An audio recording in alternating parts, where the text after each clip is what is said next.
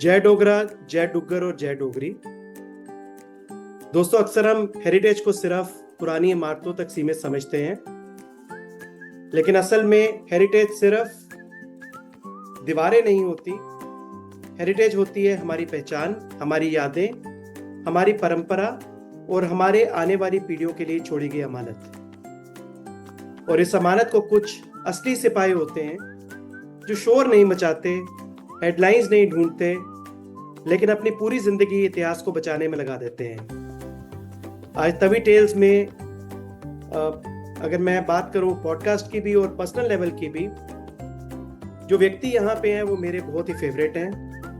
मैं जब भी इनको देखता हूँ तो मैं इंस्पायर होता हूँ, और शायद हिस्ट्री में अगर मैंने थोड़ा बहुत कुछ लिखा या थोड़ा बहुत कुछ समझा तो मैं समर्पित करना चाहूँगा आज के हमारे इन मेहमान को, जो हमेशा से मेरी प्रेरणा रहे हैं हिस्ट्री और हेरिटेज के लिए। इन्होंने government of Jammu and Kashmir के डिपार्टमेंट ऑफ कल्चर में 42 साल तक सेवा की।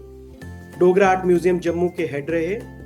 देश के कई महत्वपूर्ण मॉन्यूमेंट्स और म्यूजियम के कंजर्वेशन पर इन्होंने काम किया, और रिटायरमेंट के बाद भी ये रुके नहीं।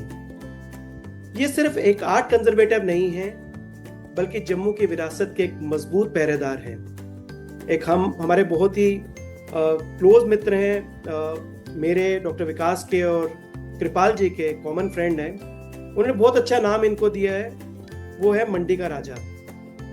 ये जो मुबारक मंडी हमारी है, वहाँ के अगर कोई असली राजा है आज की डेट में, वो हमारे आज के गेस्ट हैं। इंटेक के senior life member, heritage foundation के संस्थापक और भारत की पहली मोबाइल हेरिटेज कंजर्वेशन लेबोरेटरी के जनक।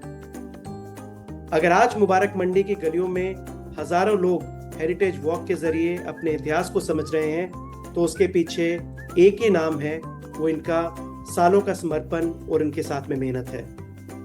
इन्होंने हमें सिर्फ इतिहास पढ़ाया नहीं, हेरिटेज वॉक के दौरान इतिहास को महसूस करना सिखाया। आज हम बात करेंगे जम्मू के इतिहास की, डोगरा विरासत की, कंजर्वेशन साइंस की और उस मिशन की जो कहता है कि अगर हम अपनी विरासत नहीं बचाएंगे तो हमारी पहचान सिर्फ किताबों तक सीमित रह जाएगी। तो आइए स्वागत करते हैं जम्मू के हेरिटेज मूवमेंट के एक मजबूत स्तंभ का, जिनका नाम है श्री कृपाल सिंह जी। कृपाल जी, आपका तवी टेल्स में हार्दिक स्वागत है। और जैसे मैं पहले भी कहा और मैं उसको रिपीट भी करना चाहता हूँ कि पर्सनल लेवल पे आज मैं पर्सनली बहुत गौरवान्वित महसूस कर रहा हूँ कि आज अपने समय निकाला और आप तवी टेल्स के पॉडकास्ट में आए। अजय खजूरिया जी और डॉक्टर विकास पादा जी, मैं भी अपने आप को बहुत सम्मानित महसूस कर रहा हूं कि आज मुझे आपके पॉडकास्ट जो तवी टेल्स के नाम से आप करते हैं, उसमें आपने मुझे निमंत्रण दिया आने का। तो मैं भी बहुत सम्मानित महसूस कर रहा हूं। आपका बहुत बहुत धन्यवाद। थैंक यू जी। कृपाल जी, आपका डोगरों के अपने प्लेटफॉर्म, जम्मू के अपने प्लेटफॉर्म तवी टेल्स के 74वें एपिसोड में बहुत बहुत स्वागत है। आज धन्यवाद। हमारा प्लेटफॉर्म को 4 चांद लगे हैं आपके आने से। आज हम आपकी लाइफ जर्नी, आपकी अचीवमेंट्स, आपकी कंट्रीब्यूशंस जो इतनी वैल्यूएबल हैं, आज हमें मौका मिल रहा है उसको हम दुनिया के सामने लाएं। ना सिर्फ जम्मू वासियों के सामने, ना सिर्फ देशवासियों के सामने, बल्कि दुनिया के पटल पर। क्योंकि हमारा प्लेटफॉर्म ग्लोबल ऑडियंस के लिए है। ये इसलिए है कि दुनिया के लोग जाने कि जम्मू का डोगरा क्या क्या कर रहा है, कैसे कल्चर हेरिटेज को बचा रहा है, और उसका एक एक सिपाही कैसे काम कर रहा है। और उस सिपाही की मिसाल आपसे बढ़कर नहीं हो सकती। सर, आपका मैं फिर से स्वागत करता हूं अपनी पूरी टीम की ओर से। सर, शुरू करते हैं सर आपकी लाइफ जर्नी को। सर, जैसे अजय जी ने बताया कि जी सर, 42 साल तक सर आपने जे.एंड.के गवर्नमेंट के सर कल्चर डिपार्टमेंट में सर कार्य किया। सर, कंजर्वेशन का जो भी डिपार्टमेंट ऑफ कल्चर में बहुमूल्य योगदान दिया सर आपने म्यूजियम में। सर, 42 साल की सर्विस के बाद भी आप हेरिटेज के लिए उतनी ही एनर्जी से काम कर रहे हैं जैसे कि आपने अपने कार्यकाल के दौरान किया है। सर, ये जुनून कहाँ से आता है आप में? क्या ये बचपन से आया है या बाद में इसमें आपको इंटरेस्ट आया? देखिए, मेरे बारे में बड़ी सारी चीजें, चूंकि मेरा जो जम्मू के सिविल सोसाइटी के साथ या गणमान्य लोगों के साथ उठना बैठना शुरू हुआ, वो काफी देर के बाद हुआ। मेरे बचपन के कोई बहुत ज्यादा दोस्त नहीं है, इसलिए बड़े लोग मेरे बचपन के बारे में नहीं जानते हैं। Basically I come from the clan of army man. तो मुझे छोड़ के मेरे जितने भी भाई बंधु हैं, जिसको हम अपनी बिरादरी बोलते हैं, वो सभी फौज में हैं। तो जैसे हम बचपन में गांव जाते थे अपने, तो उनके साथ बैठना, वही बुजुर्गों की बातें करनी। एक हमारे भाई थे, वो जो सेकंड वर्ल्ड वॉर भी लड़के आए थे और वो सही सलामत वापस भी आए थे, उनसे बातें सुननी। तो कुछ एक माहौल ऐसा होता है। और कुछ आपके आसपास का माहौल, कुछ आप बातें सुनते हैं बचपन में, तो ये सारी चीजें आपके ऊपर असर करती हैं। और कुछ अगर उस समय की या उस जमाने की बात करें, तो उस समय के लोगों में करेक्टर और अपनी बेसिक कंडक्ट जो है वो बड़ी इंपॉर्टेंट थी। उस चीज को लेकर बड़े लोग सजग रहते थे कि हम समाज में रह रहे हैं, कुछ अच्छा करें, हमसे कुछ गलत ना हो। अपने माँ बाप के, अपने बुजुर्गों की नाम की वो बड़ी परवाह करते थे कि कोई हमारे नाम से, हमारे बुजुर्गों का गलत तरीके से नाम ना ले। तो ये जो एक थोड़ा सा जुनून जो है वो इसलिए था कि चूंकि मेरे सभी भाई बंधु फौज में थे, मेरे अंदर भी वही ब्लड था। लेकिन मैं फौज में नहीं जा पाया क्योंकि मुझे एक अर्ली स्टेज में ही यहाँ जॉब मिल गई थी, तो इस कारण। और दूसरी बात ये थी कि जुनून आपको किसी चीज का तभी आता है जब आप उस काम की इंपॉर्टेंस को समझें और आपको लगे कि ये काम आपके सिवाय और कोई नहीं कर सकता, तो जुनून जागता है। आप, जब हम विरासत की बात पर आएंगे, तो जब आप जम्मू की मिट्टी को इंपॉर्टेंस देंगे, जम्मू को इंपॉर्टेंस देंगे, तो जम्मू की हर चीज आपको इंपॉर्टेंट लगेगी और आप महसूस करेंगे कि मेरा इस मिट्टी के प्रति कोई कर्ज भी है, कोई फर्ज भी है। तब आपको कोई चीज नहीं रोक सकती। जुनून भी अपने आप पैदा होता है, हिम्मत भी अपने आप आती है, कुछ कर गुजरने की हिम्मत अपने आप आती है आपको। ये तभी आती है जब आपके अंदर एक एहसास जगे कि मैं इस धरती पर पैदा हुआ हूं, मुझे मरने से पहले इस धरती का कुछ ना कुछ फर्ज निभा के जाना चाहिए, कुछ ना कुछ कर्ज जो है वो चुका कर जाना चाहिए। जी। बहुत बढ़िया, बहुत बढ़िया कृपाल जी। और जब आप बता रहे थे तो आपके पैशन के बारे में मैं अपने श्रोताओं या व्यूअर्स को ये भी बताना चाहता हूँ। बहुत विरले लोग हैं हमारे जम्मू में जो अपनी डोगरी ड्रेस पहन के, अपना साफा पहन के और अपनी बंदूक या हाथ में तलवार लेके, दोनों लाइसेंस्ड बंदूक लाइसेंस लेके मुबारक मंडी के वहां पर एक डोगरा झंडा लेके वहां पे खड़े रहते हैं। तो अगर आप ऐसी अगर फोटो खिंचवाने से जिनको पैशन हो, वो हमारे कृपाल जी हैं। और कृपाल जी के अगर आप कभी फेसबुक पे जाएंगे तो ये आपको पिक्चर्स बहुतायत मिलेंगी जहाँ पे अपनी हेरिटेज के साथ खड़े हैं। एक एक पत्थर जो मुबारक मंडी के प्रीमाइसेस का है, वो इनके लिए वैसा है जैसे अपने हाथ का पिछला हिस्सा हो। मैं कृपाल जी का एक दिन मुझे पता भी नहीं था कि वहां पे मियाँ मोटा जो हैं उनकी जो समाधि है वो कहाँ पे है। पहली बार मुझे वो ही ज्ञात हुआ जब ये मियाँ मोटा जी के दिवस के ऊपर या जयंती थी, उस दिन वहां पे फूल चढ़ा रहे थे। और शायद जम्मू में अभी भी मैं दावे से कह सकता हूँ, इनके सिवाय अगर किसी को इतना भीतर तक पता हो कि मियाँ मोटा जी की समाधि कहाँ पर है। जो लोग मियाँ मोटा जी के बारे में जानना चाहेंगे, शायद कृपाल जी बीच में थोड़ा सा उस बारे में भी बताएंगे आगे हमारे कुछ एक प्रश्नों के बाद। लेकिन हम धन्य हैं कि आप जैसे कृपाल जी एक व्यक्ति हैं जिन्होंने डोगरा मान मर्यादा को अभी भी पुराने हिसाब से ही इंटैक्ट रखा है। और इसके साथ ही हम आते हैं कृपाल जी की अगर जम्मू की हेरिटेज को सिर्फ 5 चीजों में समझना हो हमें, तो आप किन 5 चीजों को हमारी असली पहचान कहेंगे? देखिए, किसी भी सभ्यता की अपनी एक पहचान होती ही है, जिससे वो बाकी सभ्यताओं से अलग मानी जाती है। उसी पहचान के ऊपर उन्हीं को विषय मानकर उन्हीं सभ्यताओं पर आप शोध करते हैं, पढ़ाई करते हैं। जम्मू में वैसे तो अगर आप पूरे जम्मू रीजन की बात करें, जिसमें आपके 10 डिस्ट्रिक्ट हैं, उसमें हमारा जो मेजॉरिटी ऑफ एरिया है उसकी मैं बात करता हूं, जिसको डोगरा रीजन बोलते हैं। जम्मू की अंदर की ऐसी चीजें जो आपको बाहर नहीं मिलेंगी। जम्मू में ऐसी बड़ी सारी चीजें हैं जो जम्मू की सांस्कृतिक धरोहर है, लेकिन वो बाहर के भी बड़े राज्यों में या और भी सभ्यताओं में इस्तेमाल की जाती है। लेकिन हमारे यहाँ सबसे पहले जो है, हर एक सभ्यता का एक कोरियर होता है, एक आगे बढ़ाने वाली, वो होती है भाषा। तो वो है हमारी डोगरी भाषा, जो सबसे अलग है और जिसके लिए कहते भी हैं कि मिठड़ी है डोगरें दी बोली ते खंड मिठे लोग डोगरे।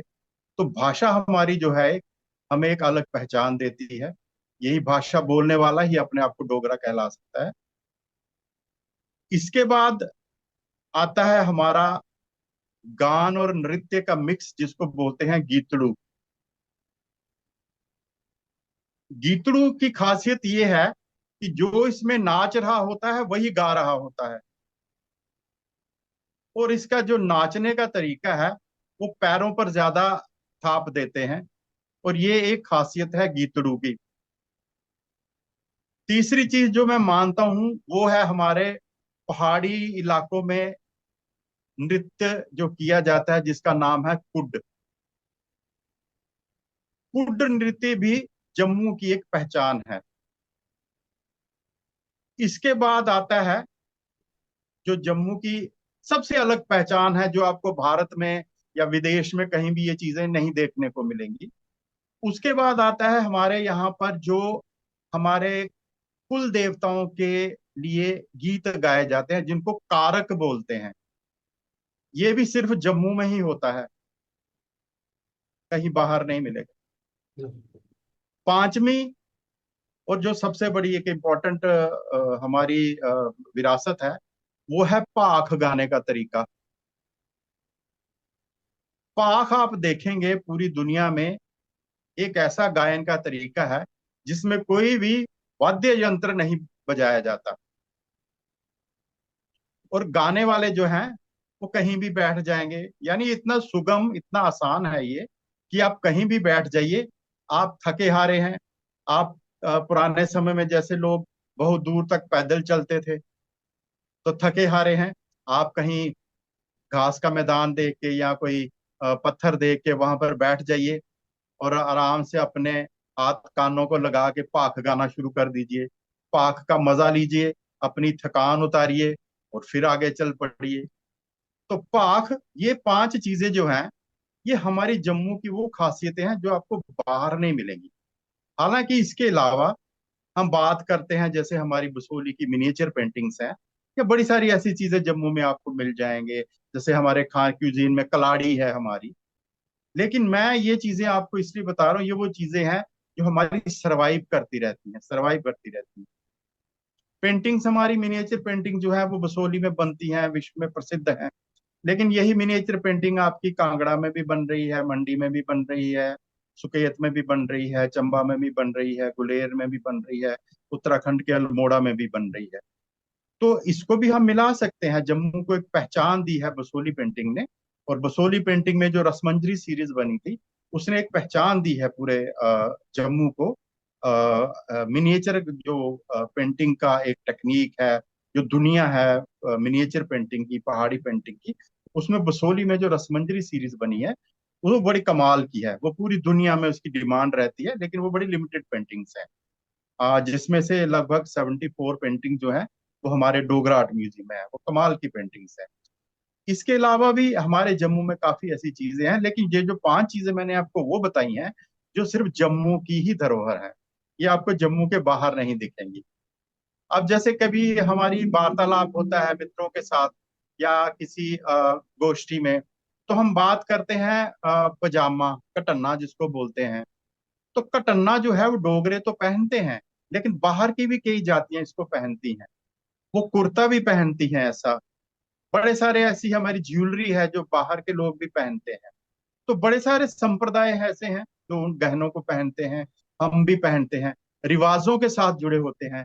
कुछ धार्मिक रीति रिवाज हैं, कुछ सांस्कृतिक रीति रिवाज हैं। सांस्कृतिक रीति रिवाज हमारा थोड़ा सा धार्मिक रीति रिवाज से अलग हो सकता है। धार्मिक रीति रिवाज थोड़ा अलग है, सांस्कृतिक रीति रिवाज थोड़ा अलग है। तो ऐसा हमें देखने में आता है कि हमारा जो एक पहचान है डोगरा होने के नाते, सबसे पहली पहचान है हमारी बोली जो है डोगरी। ये डोगरी बोली है हमारी। उसके बाद जैसा मैंने बोला आपको, गीतड़ू है, उड्ड है, कारक है और पाक है। ये पांच चीजें हमारी जम्मू की डोगरी में बोलते हैं, टकोदी पंछान है, जो आपको किसी और सभ्यता या संस्कृति में देखने को नहीं मिलेंगी। जी। बहुत बढ़िया। और इसके साथ मुझे एक और चीज भी याद आ गई, क्योंकि कृपाल जी के साथ ऐसे संबंध है कि इनकी कोई ना कोई चीज मेरे को याद आती रहती है, और जो मैं बीच में ऐड करूंगा। हम एक एग्जीबिशन में गए, डॉक्टर विकास आप उस दिन आ नहीं पाए थे। बहुत अच्छी एग्जीबिशन थी, और उस एग्जीबिशन में जो मेरे लिए सबसे बढ़िया चीज थी एग्जीबिशन के साथ साथ, वो थी जब कृपाल जी ने कैल बजाया। और मेरे ख्याल से बहुत कम लोग ऐसे हैं जम्मू में जिनको उस वाद्य यंत्र के बारे में पता होगा, या फिर जो बजाने में सक्षम होंगे।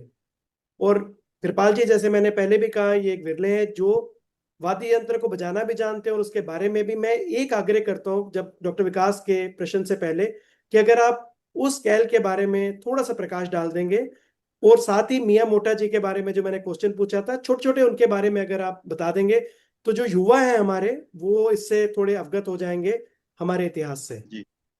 जी। देखिए, कैल एक वाद्य यंत्र है जो थोड़ा लंबाई लिए होता है, लगभग 4 फीट के करीब, और तांबा का बना होता है वो। और जो हमारे दर्शक थोड़ा ग्रामीण पृष्ठभूमि से आते हैं, वो तो जानते होंगे, क्योंकि अभी भी हमारे जो थोड़ा रिमोट एरिया है वहां पर कैल का प्रयोग होता है अभी भी। और कैल का बेसिक ये था कि चूंकि उन दिनों में टेलीफोन वगैरह नहीं थे, मोबाइल फोन नहीं थे, तो कैल जो हमेशा एक तो ये था कि ये शुभ कार्य में ही बजाई जाती थी। हाँ, जैसे हमारे यहाँ जो शंख है, शंख कुछ अशुभ कार्य में भी बजाया जाता है, कुछ शुभ कार्य में भी बजाया जाता है, लेकिन कैल जो है ये सिर्फ शुभ कार्य में बजाई जाती है। अब इसमें ये था कि मोस्टली ये बजाई जाती थी शादी के दिन। तो शादी के दिन जो भी इंपॉर्टेंट एक्टिविटी होती थी, जैसे लड़के की सांत हो रही है, तो सांत के बाद धाम होती थी। अब क्या है कि गांव वालों को बताना है कि भाई सांत हो रही है, तो जो कैल वाला था वो थोड़ा बेड़े में जाके, आंगन में जाके, चारों तरफ कैल को घुमा के बजाता था उसको। तो गांव वालों को पता चल जाता था कि सांत हो रही है, तो थोड़ी देर के बाद धाम होगी। इसी तरह से जब बारात जाने वाली होती थी, तो उससे थोड़ी देर पहले वो कैल बजाते थे कि भाई बारात जाने का टाइम हो गया है। आजकल तो मोबाइल फोन पर इन्फॉर्म कर देते हैं।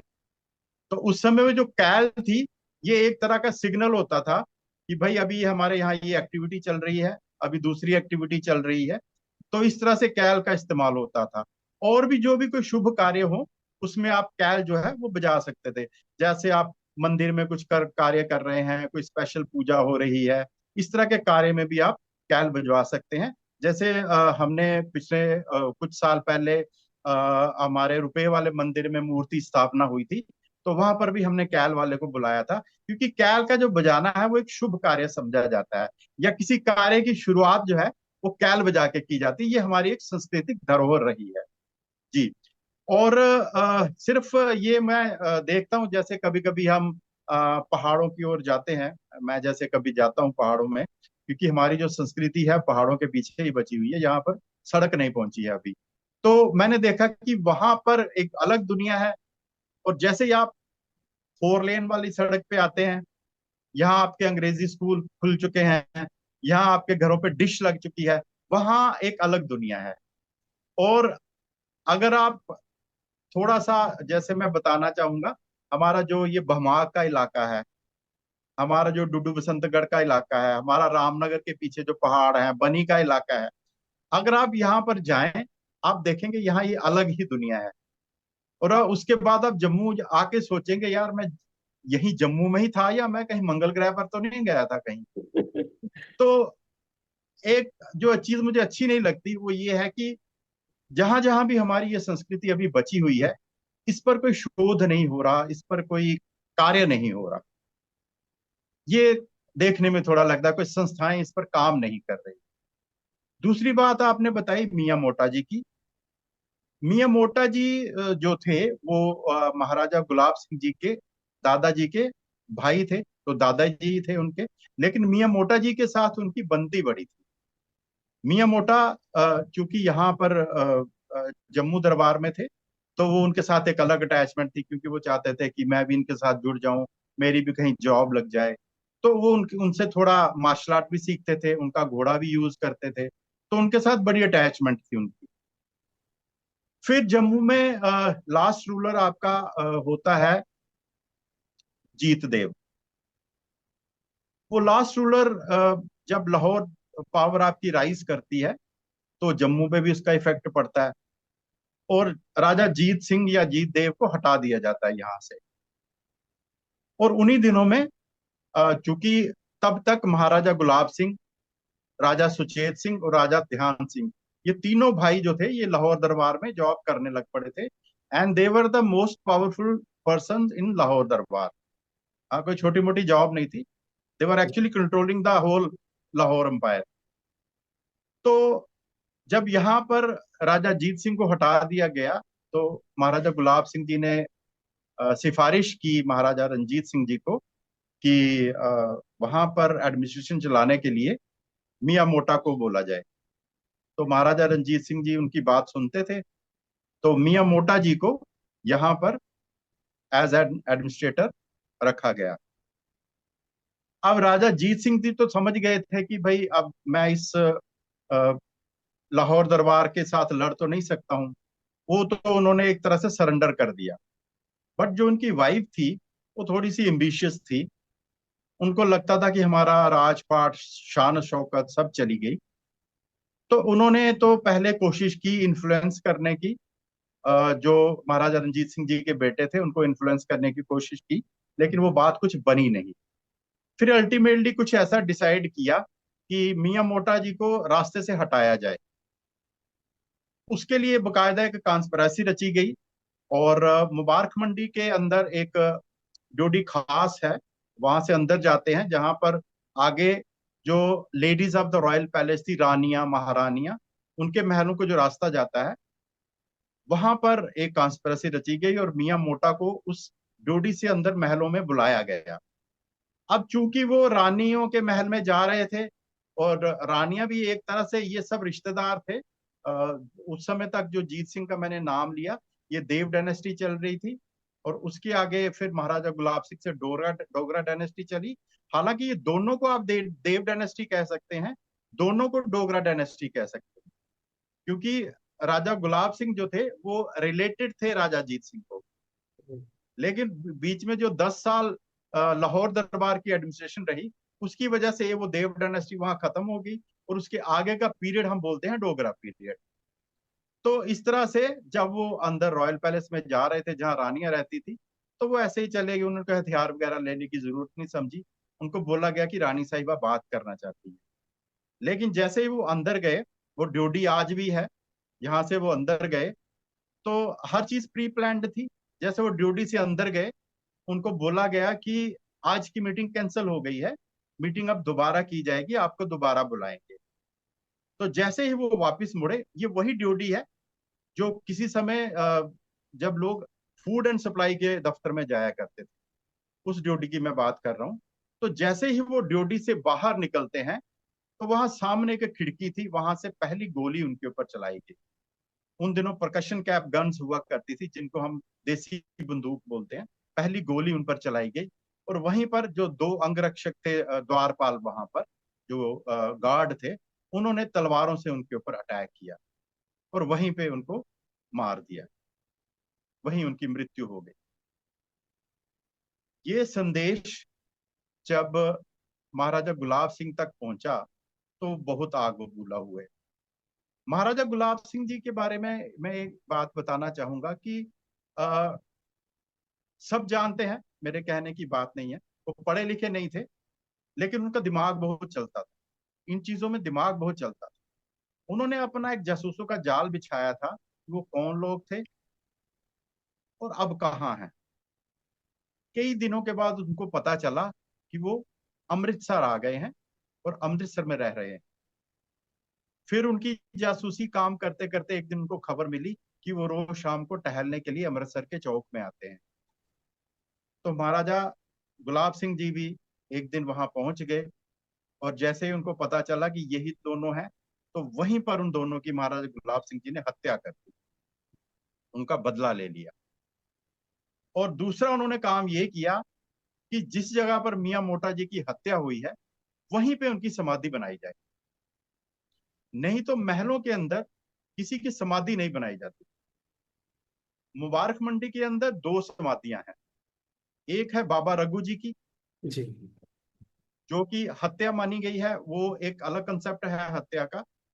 दूसरी समाधि जो है, जो बड़ी प्रोमिनेंट है, वो है मियां मोटा जी की। मियां मोटा जी की बारे में मैं ये कहना चाहता हूँ कि एक तो वो एडमिनिस्ट्रेटर तो थे ही थे, लेकिन जब तक वो यहाँ तक पर एडमिनिस्ट्रेटर रहे, तब तक यहाँ डायरेक्ट रूल नहीं हुआ लाहौर दरबार का। उनके जाने के बाद फिर चूंकि महाराजा गुलाब सिंह जी तो 1822 में आए, फिर यहाँ डायरेक्ट रूल हो गया लाहौर दरबार का। ये एक थोड़ा कुछ इतिहासकार बात भी करते हैं कि मतलब ये लाहौर दरबार था। हाँ, ये इसमें रियलिटी है, इसमें कोई छुपाने वाली बात नहीं है कि लाहौर दरबार की बड़ी मेहरबानियां रही हैं डोगरा परिवार के ऊपर, और उनमें मियां मोटा जी का एडमिनिस्ट्रेटर बनाया जाना, राजा गुलाब सिंह जी का। हालांकि ये सब लोग टैलेंटेड थे। अब महाराजा गुलाब सिंह को सिर्फ इसलिए नहीं बनाया गया, या जनरल जोरावर सिंह का नाम इसलिए नहीं है, ये सब टैलेंटेड लोग थे। दीवान ज्वाला सहाय मेहता बस्ती राम, ये सब वो डोगरे थे जिन्होंने स्टेट को बनाने के लिए अपनी जान फूंकी, अपना खून बहाया। तो उसके बाद फिर उनकी वहां पर समाधि बनाई गई मियां मोटा जी की। ये महाराजा गुलाब सिंह ने कहा कि जो लोग इनको यहाँ से निकालने वाले थे, अब आते जाते रोज इसको देख। और समाधि भी कहाँ बनाई, हमारे लिए क्या किया है, हमें इनकी कैसे एक रिस्पेक्ट देनी चाहिए। लोग समझते नहीं है उस चीज को, और कुछ कोशिश भी नहीं होती हमारे समाज में। जिन लोगों के ऊपर किसी समय इस चीज का दायित्व रहा था, उन्होंने कोशिश भी नहीं की कि जम्मू के लोगों को लेके कम से कम अपने इतिहास को लेके एक कोशिश तो की जाए, कि अवेयरनेस तो चलाई जाए। जी। बिल्कुल। थैंक यू कृपाल जी, बहुत ही डिटेल से आपने किया। डॉक्टर विकास। कृपाल जी, जिस तरीके से आप जम्मू की हेरिटेज की बात कर रहे हैं, ये फीलिंग आती है कि जम्मू की हेरिटेज आपके कन कन में बसी है। जैसे जवाब आ रहे हैं आपके, तो सीधा दिल से, आपकी आत्मा से निकल रहे हैं। तो इससे ये पता चलता है कि आप पूरी तरह से डोगरामय और जम्मूमय हो चुके हैं। और हम अपने आप को आज बहुत ही गौरवान्वित समझ रहे हैं। आप जैसी शख्सियत से रूबरू हो रहे हैं हम अपने प्लेटफॉर्म पे। बात करते हैं कृपाल जी मुबारक मंडी की। मुबारक मंडी सिर्फ एक पैलेस कॉम्प्लेक्स नहीं है। मैं चाहता हूं कि आप इसके पीछे का कोई ऐसा इतिहास बताएं जो हर जम्मू वासी को पता होना चाहिए। देखिए, मुबारक मंडी में मेरा जो पहला एक जिसको बोलते हैं ना इंटरेस्ट क्रिएट हुआ, वो शायद मैं जॉब करते हुए 4 या 5 साल मुझे हुए थे। अचानक मेरा ध्यान गया, क्योंकि जब मैं मुबारक मंडी में आया, कुछ मेरे फ्रेंड सर्कल थे, कुछ मेरे कम्युनिटी मेंबर्स थे जो मुझे बोलते थे, यार मुबारक मंडी में यहाँ राजा होते थे। तो मैं सोचता, यार यहाँ राजा होते थे, वो कहाँ बैठते थे, कहाँ सोते थे, कहाँ उनका खाना बनता था। फिर धीरे धीरे धीरे धीरे मैं इन चीजों की जानकारी लेते रहा। हालांकि मैं खुद आर्काइव्स डिपार्टमेंट में काम करता था, लेकिन मैंने जब अपने लेवल पर इसके बारे में रिसर्च करने की कोशिश की, तो मुझे इसका कुछ रिकॉर्ड नहीं मिल पाया। जो थोड़ा बहुत रिकॉर्ड मिला, उसमें काफी सारे गैप्स थे। फिर मैंने कोशिश की, वो रिकॉर्ड थोड़ा सा लिया, फिर कुछ बुजुर्गों से बातें की, वो सारी मैंने एक उसकी एक हिस्ट्री बनाई। और फिर मैंने दिमाग में एक बात आई कि क्यों ना इसकी एक एक्टिविटी शुरू की जाए। तो मैंने एक ध्यान में लाया कि एक हेरिटेज वॉक शुरू की जाए, जिसमें कि बच्चों को यहाँ पर लाया जाए और बच्चों को यहाँ की हिस्ट्री के बारे में बताया जाए। क्योंकि मैंने देखा था कि उस समय जिस समय मैंने जॉब शुरू की थी, मैं 1980 में मैंने जॉब शुरू की थी, तो मैंने देखा था कि मुबारक मंडी की हालत उन दिनों बहुत ज्यादा खराब नहीं थी, बट खराब थी, काफी खराब थी उन दिनों। फिर उसके बाद मैंने छोटे छोटे बच्चे जो आते थे उनको मुबारक मंडी घुमाना शुरू किया। फिर धीरे धीरे जैसे हमारे डिपार्टमेंट में भी हमारा भी एक साटा प्राइज हो रहा था, तो जब मैं म्यूजियम में गया, म्यूजियम का इंचार्ज मैं बना, तो थोड़ी सी इंडिपेंडेंस आई। तो मैंने एक मिशन शुरू किया।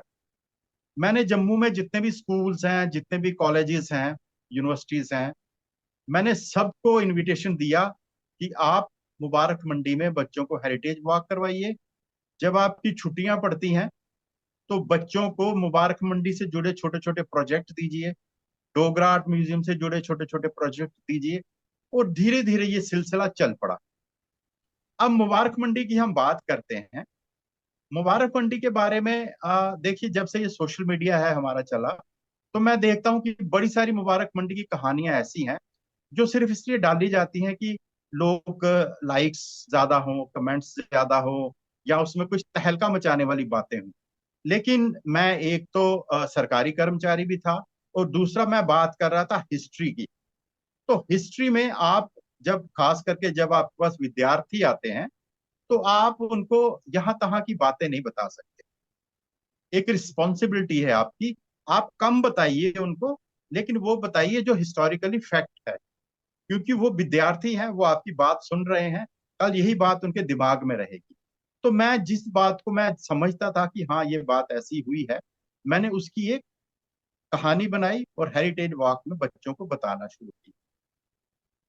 लगभग 26 साल मेरी हेरिटेज वॉक चलती रही, और इसमें मैंने कॉलेज स्कूल्स के बच्चों को हेरिटेज वॉक्स करवाई हैं।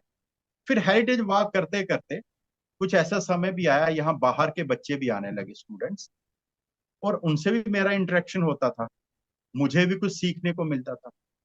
देखिए, मुबारक मंडी के बारे में आम लोगों को मैंने जो सोशल मीडिया पर रील देखी है, या मैंने जो वीडियोस देखे हैं यूट्यूब पर, वो हिस्ट्री जो है उनकी, वो गुलाब सिंह, महाराजा गुलाब सिंह जी से शुरू होती है।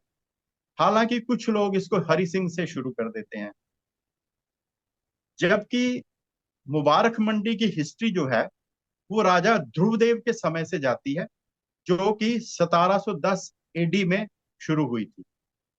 इससे पहले हमारा जो पुरानी मंडी का इलाका है, यहाँ पर इनके महल हुआ करते थे। और इस इलाके को पुरानी मंडी इसीलिए बोला जाता है क्योंकि मुबारक मंडी नई मंडी बन गई, तो इसको बोलते थे पुरानी मंडी। अब दो मंडियां हो गई, तो बताने के लिए नवी मंडी, पुरानी मंडी, और डोगरी के शब्द मैं यूज कर रहा हूं। मुबारक मंडी को बोलते थे उपरली मंडी, और पुरानी मंडी को बोलते थे चिगड़ली मंडी। ये था मुबारक मंडी का एक इतिहास, कि ये सिर्फ गुलाब सिंह से आगे की नहीं है, ये गुलाब सिंह से पहले की है, गुलाब सिंह से लगभग 110 साल पहले की है, बनना शुरू हुई थी, राजा ध्रुवदेव ने बनाना शुरू की। और इसमें देव डायनेस्टी के राजा हुए, जिसमें सबसे महत्वपूर्ण इंपॉर्टेंट जो राजा थे वो राजा रंजीत देव थे। राजा रंजीत देव का जो शासन काल था, वो हमारे डोगरा इतिहास का स्वर्णिम काल कहा जाता है। राजा रंजीत देव थे, वो पहली बार महाराजा बने। उन्होंने जम्मू की जितनी छोटी छोटी प्रिंसिपैलिटीज थी उनको इकट्ठा किया और एक जम्मू की स्टेट बनाई, और वो उसके महाराजा बने। और उन्हीं के समय में यहाँ पर कुछ सूफी सेंट भी आए, जैसे हमारे यहाँ पर एक पीर मिठा मस्जिद है, वो उन्हीं के समय की है। ऐसा कहा जाता है कि जो सतवारी वाले पीर बाबा हैं, ये भी उन्हीं के समय में आए। तो एक दारुल अमन बोला गया जम्मू को महाराजा रंजीत देव के समय। तो महाराजा रंजीत देव जो है, ये बड़े इंपॉर्टेंट रूलर है, लेकिन हमारे यहाँ छोटी क्लासों में तो हमारी हिस्ट्री पढ़ाई नहीं जाती। बड़े बच्चे जब पढ़ते हैं एमए, एमफिल या पीएचडी के लिए, तो उनका टॉपिक जो होता है बड़ा लिमिटेड होता है, उसमें वो सब कुछ वो स्टडी नहीं करते। तो ये बड़ा जरूरी है कि हमारे जो बच्चे हैं, गवर्नमेंट की तरफ से कोई ऐसा पॉलिसी बने कि हमारे बच्चों को हमारा इतिहास बताया जाए, उनको पढ़ाया जाए कि हमारा इतिहास कैसा है। एक बात तो ये है मुबारक मंडी की कि 1710 में राजा ध्रुवदेव ने शुरू किया था। इससे पहले ये पुरानी मंडी थी और उसके बाद ये बनी। मुबारक मंडी के कितने नाम हैं? एक तो इसका नाम है मुबारक मंडी, जो कि लोकल लोग इसको जानते हैं। मान लीजिए आप गांधीनगर से मुबारक मंडी आना चाहते हैं, तो आप ऑटो वाले को बोलेंगे मुझे मुबारक मंडी जाना है, तो आपको मुबारक मंडी छोड़ देगा। जो लोग मुबारक मंडी के आगे पीछे मोहल्ले में रहते हैं, वो इसको बोलते हैं राजेदी मंडी, क्योंकि ये वही लोग हैं जो किसी समय में महलों में काम करते थे। तो ये सारे राजा के कर्मचारी हुआ करते थे, तो वो इसको राजेदी मंडी बोलते थे। ऑफिशियली इसको बोलते थे दरबारगढ़। और इसका जो पोस्टल एड्रेस था वो था दरबारगढ़। यानी जब इसमें कहीं भी डाक आती थी, अभी लेटली अभी कुछ साल पहले तक जब यहाँ सरकारी दफ्तर थे, तो जो पोस्ट ऑफिस था उस पर जो स्टैंप लगती थी वो दरबारगढ़ की लगती थी। और सरकारी कॉरस्पॉन्डेंस जितनी होती थी उसके ऊपर लिखा रहता था ओल्ड सेक्रेटरिएट। ओके। तो मुबारक मंडी के इतने नाम थे, अलग अलग नामों से मुबारक मंडी जानी जाती थी। लेकिन जो आम जम्मू के बाशिंदे थे उनको यही पता था इसका नाम है मुबारक मंडी। एक और बात जो मुबारक मंडी की बड़ी खास बात है ऐतिहासिक, मुबारक मंडी 1710 में बनना शुरू हुई और इसकी आखिरी बिल्डिंग जो है, जो रानी चाड़की का पैलेस बना, वो 1915 में बना। अब ये 200 साल का एक पीरियड है जिसमें आपकी मुबारक मंडी जो है वो बनती रही। और पूरे भारत में ये एक वाहिद बिल्डिंग है जिसके अंदर 200 साल कंस्ट्रक्शन होती रही, 200 साल का आर्किटेक्चर डिस्प्ले हुआ। इसमें आपको आपका जो इंग्लिश आर्किटेक्चर दिखेगा, आपको लोकल आर्किटेक्चर दिखेगा, कहीं कश्मीर का टच भी दिखेगा आपको, कहीं वर्नाकुलर पूरा जो है वो भी दिखेगा आपको। थंब लगे हुए हैं जैसे हमारे पुराने गांव में कोठियां होती हैं। तो ये एक बड़ी इंपॉर्टेंट बात है कि आप देखिए, जैसे हमारे मोन्यूमेंट है बड़े बड़े भारत में, जैसे हमारा ताजमहल फॉर एग्जाम्पल, लाल किला है, तो इनका ऐसा था कि जब ये बनना शुरू हुए, चाहे 40 साल लगे, 50 साल लगे, बन गए। मुबारक मंडी में ये बात नहीं है। मुबारक मंडी की ये खासियत है, वहां जो इंपॉर्टेंट बिल्डिंग है, 9 बिल्डिंग, सबका अलग आर्किटेक्चर है, सबको अलग तरीके से बनाया गया है। ऐसा नहीं है कि महाराजा ने बोल दिया कि भाई जो भी मेरे भाई बंधु बना रहे हैं भाई सब एक जैसा बनाओ, ऐसा कुछ नहीं। जिसका जो मन था, जिसका जो अच्छा लगा वैसा बनाया। जैसे जैसे अंग्रेजों का इन्फ्लुएंस बढ़ा, उनके आर्किटेक्ट आए यहाँ पर, इंजीनियर आए, वो भी इन्वॉल्व होते रहे, तो यहाँ पर उस तरह की चीजें भी बिल्डिंग में नजर आने लगी हमारे। तो ये मुबारक मंडी की दो चीजें बड़ी इंपॉर्टेंट हैं। एक, मुबारक मंडी जो है वो गुलाब सिंह से शुरू नहीं होती है, ये राजा ध्रुवदेव से शुरू होती है 1710 से। और 200 साल इसमें कंस्ट्रक्शन होता रहा है। और आर्किटेक्चरली, क्योंकि मैंने बड़े सारे स्टूडेंट्स, इवन हमारे आईआईटी से जो आर्किटेक्चर की स्टडी कर रहे होते हैं, वो स्टूडेंट्स को भी हेरिटेज वॉक करवाई है।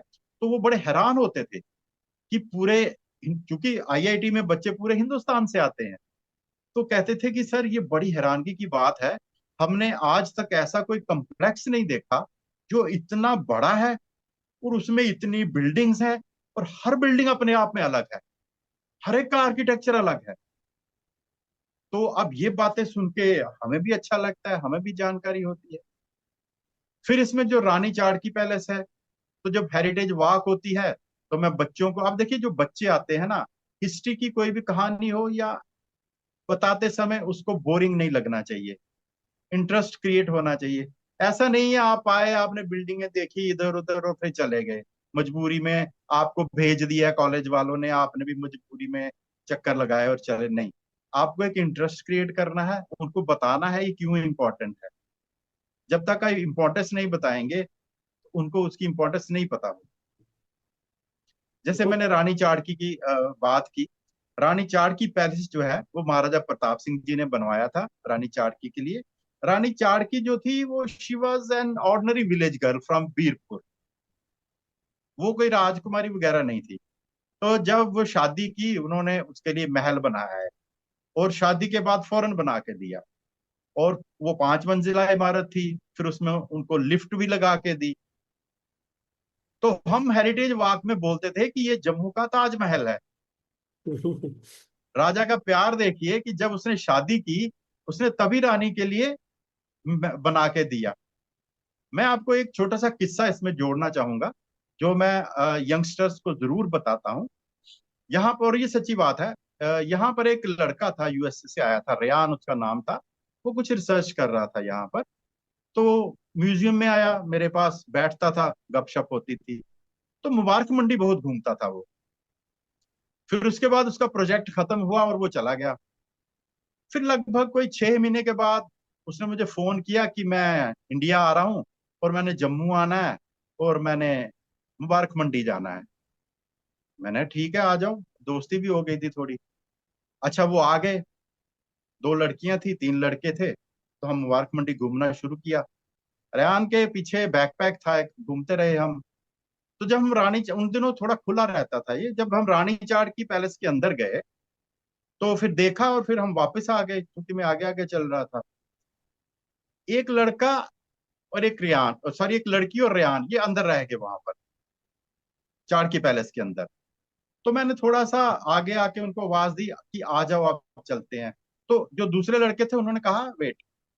तो फिर हम आके थोड़ा साइड में खड़े हो गए। फिर मैंने थोड़ी देर के बाद आवाज दी, मैंने कहा इनको बुलाओ, थोड़ी देर हो रही है। कहते रुको रुको रुको। थोड़ी देर के बाद रेयान बाहर आया, उसने मुझे वहां से आवाज दी। मैं कई बार ये बात जब बच्चों को बताता हूँ ना, मैं इमोशनल हो जाता हूँ। रेयान ने वहां से मुझे कहा, कृपाल, मैंने आज अपनी गर्लफ्रेंड को यहाँ पर प्रपोज किया है।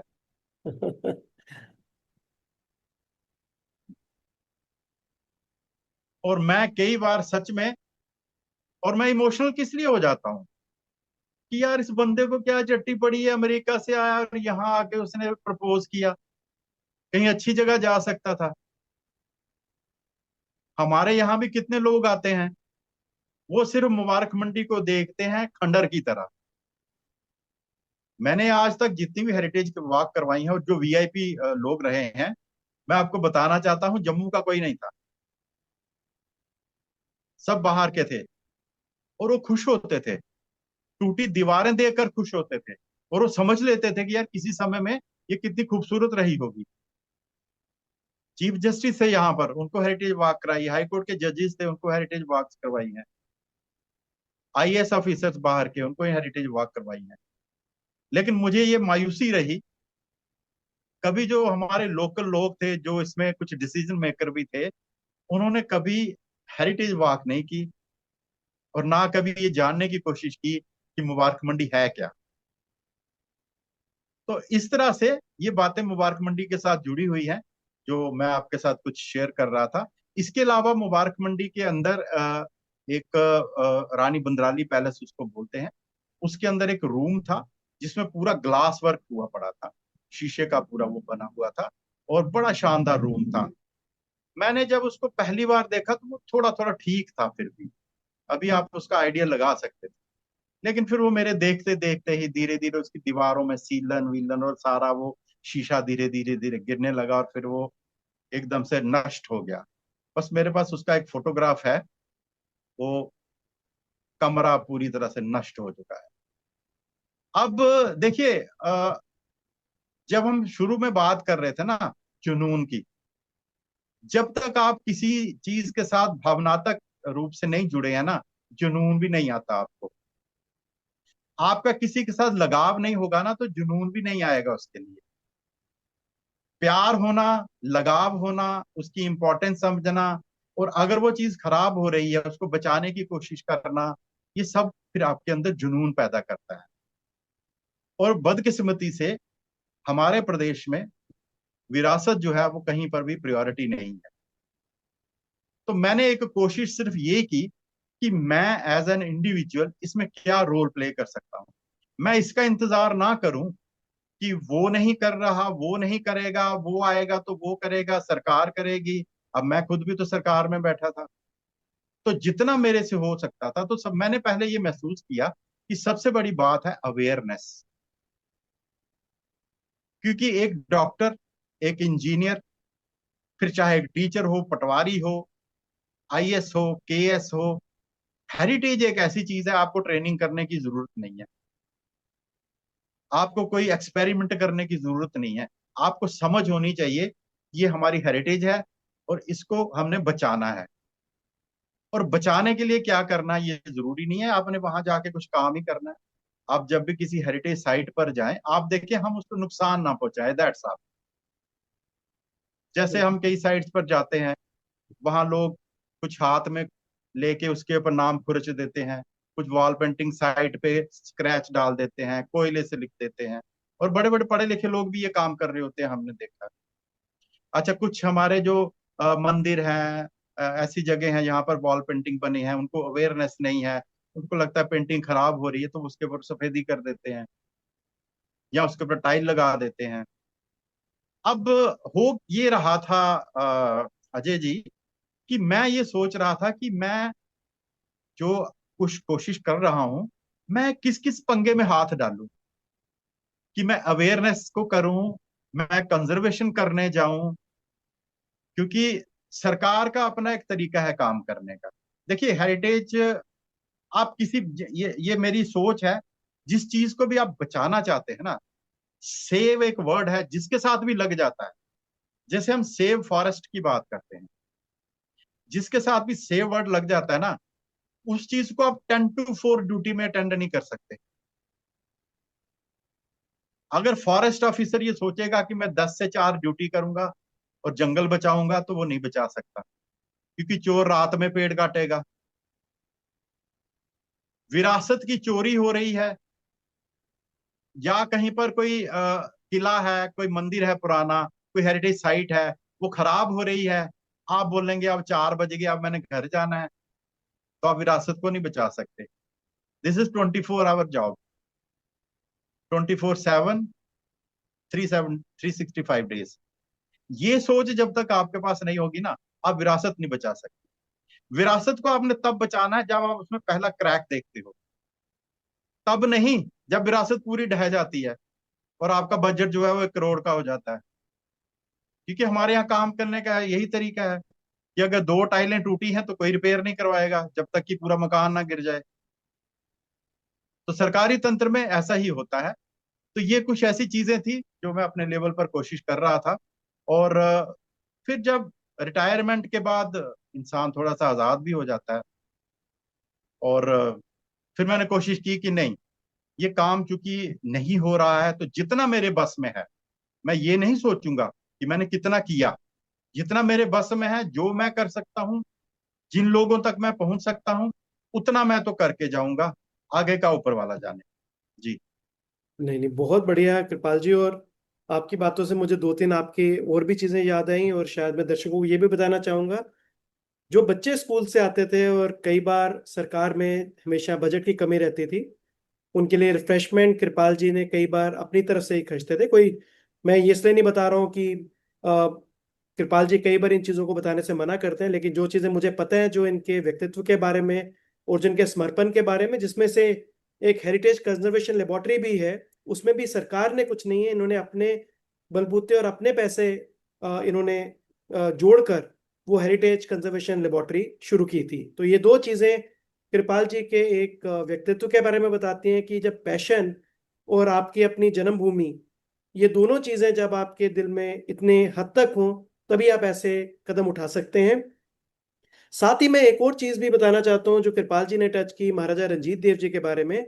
और ये मैं काफी फोरम्स में बोला भी और मैंने लिखा भी कि बहुत आयरनी है कि जो हमारे राजा राजगण थे, जो राजाओं के राजा जिन्हें हम कहा जाता है, जिन्होंने सबसे पहले जम्मू में, हम राजा राम मोहन रॉय कलकत्ता के बारे में बात करते हैं, इन्होंने सती प्रथा को महाराजा रंजीत देव जी ने जम्मू में इन्होंने खत्म किया। इन्होंने ये विल करके गए थे कि जब वो डेथ बेड पे थे कि कोई भी रानी या कोई भी दासी जो है वो उनके साथ सेल्फ इमोलेशन या सती नहीं होंगी। और कई ऐसी चीजें उन्होंने समाज के अंदर ये फैलाई, जिसमें से एजुकेशन भी थी।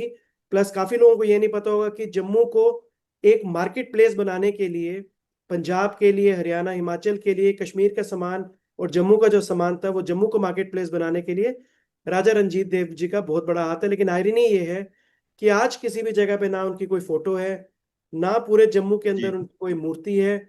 और मेरे को शायद कृपाल जी बता पाएंगे कि उनकी अगर समाधि भी कहीं पे है तो अभिलाषी होंगे हम, लेकिन उसके बारे में मुझे नहीं पता है। तो ये भी हमारे लिए बहुत बड़ी आयरनी है। और अगर लोग हमें सुन रहे हैं जो डिसीजन मेकर्स हैं, तो शायद एक जगह तो वो डिजर्व करते हैं कि उनकी मूर्ति लगे रहे। जो कस्टोडियन ऑफ जम्मू के, जो आज जम्मू है उसके कस्टोडियन रहे हैं। कई छोटे छोटे राज्यों को जोड़ के एक उन्होंने जम्मू रीजन का निर्माण किया था। एक लाइटर नोट पे साथ में, before we go to other question, Raghu Baba का नाम बड़ी बार आता है। और जब हम स्कूल में थे 5वीं 6वीं में, तो ये शर्त लगती थी कि कौन शाम के 5 या 6 बजे में दीवान बद्रीनाथ में पढ़ते थे हम, 5 6 बजे के करीब कौन उस जगह पे जाएगा जहाँ पे रघु बाबा रहते थे। वो भी हमारे बीच की एक किंवदंती है जो हमारे समय में बहुत मशहूर थी। मुझे अब पता नहीं आपके बच्चों को पता भी होगा रघु बाबा के बारे में कि नहीं, लेकिन वो भी अपने में एक बहुत ही महान हस्ती थे जो महारानी के साथ ही जम्मू में शादी के बाद ही जी। आगे थे। कृपाल जी, आपकी हेरिटेज कंजर्वेशन लेबोरेटरी शुरू की, जिसके बारे में मैंने थोड़ा जिक्र भी किया, ये आइडिया कैसे आया और इसने ग्राउंड पर क्या बदलाव किए? देखिए, हेरिटेज कंजर्वेशन लेबोरेटरीज मैंने दो तरह की सेटअप की थी। एक तो सरकार में रहते हुए मैंने सेटअप की थी, और चूंकि जैसा मैंने आपको बताया कि मेरा रिसर्च की तरफ थोड़ा ध्यान रहता था। मैं सोचता बहुत था किसी चीज के बारे में। मैंने देखा कि हमारे जो सरकार का सेटअप था उसमें हेरिटेज की बात तो होती थी, लेकिन हेरिटेज को बचाएंगे कैसे, उस पे कोई बात भी नहीं होती थी, और उसके लिए हमारे पास स्टाफ भी नहीं था। तो मैंने थोड़ा सा उस फील्ड को चुना, और फिर मैंने धीरे धीरे कोशिश की। कई बार ऐसा होता है, आपको अधिकारी अच्छे मिल जाते हैं, तो आपको सपोर्ट भी हो जाती है। तो उन दिनों कुछ अच्छे अधिकारी थे हमारे जिन्होंने मुझे वो लैब सेटअप करने में मदद की, और मैंने वो लैब पूरा सेटअप किया। वो एक वाहिद लैब थी हमारा, चूंकि उन दिनों जम्मू कश्मीर लद्दाख एक ही था, तो जम्मू कश्मीर लद्दाख में वो एक ही लैब थी, कंजर्वेशन लेबोरेटरी, जो डिपार्टमेंट के लिए काम करती थी। लेकिन आज थोड़ा मायूस होकर मुझे बताना पड़ेगा कि मेरी रिटायरमेंट के बाद ना सिर्फ वो लैब जो बंद हो गई, बल्कि वो पूरी तरह से डिसमेंटल भी हो गई। तो ओह, अब जब मैं कभी वहां से गुजरता हूँ, तो मैं सोचता हूँ कि जब हम विरासत की बात करते हैं तो हमारा समाज जो है वो हमारी विरासत को कैसे बचा पाएगा। ये चीजें जब ऐसा होता रहेगा, तो फिर ये सब आगे जहाँ पे मैंने छोड़ा है वहां से आगे कौन लेके जाएगा। लेकिन अब चूंकि सरकारी तंत्र है, उनका अपना काम करने का तरीका है। लेकिन चूंकि मैंने उसको शुरू किया था, तो that was my brain child, तो मैं थोड़ा इमोशनली भी उससे जुड़ा हुआ था। मैं बहुत इंटरेस्ट लेता था छोटी छोटी चीजों में, छोटी परचेजिंग में। कुछ बनाना है, काम करने के लिए बैठने की जगह बनानी है, तो ये करना है वो करना है, तो एक मैंने वो सेटअप क्रिएट किया था। हालांकि मैं उस समय आर्काइव्स में था, लेकिन मैंने लेबोरेटरी उस तरह से बना दी थी कि आर्काइव्स का भी काम आ जाए, म्यूजियम का भी काम आ जाए, आर्कियोलॉजी का भी काम आ जाए, तो हम संभाल लेंगे। मैं आपको एक एग्जांपल देता हूँ कि जैसे कश्मीरी पंडितों के लिए हमारे तुलमुला में माता खीर भवानी जी का मंदिर है। जी, तो उस मंदिर, वो मार्बल का बना हुआ है। वो जो मंदिर है उसकी क्लीनिंग मैंने की हुई है। बहुत बढ़िया। माता खीर भवानी मंदिर की क्लीनिंग मैंने की हुई है। तो ये मुझे एक मौका मिला माता जी की तरफ से कि आप ये काम कीजिए, वो मुझे मौका मिला, तो मैंने वो क्लीनिंग वहां पर की। तो बड़े सारे ऐसे काम थे और भी जो हम कर सकते थे।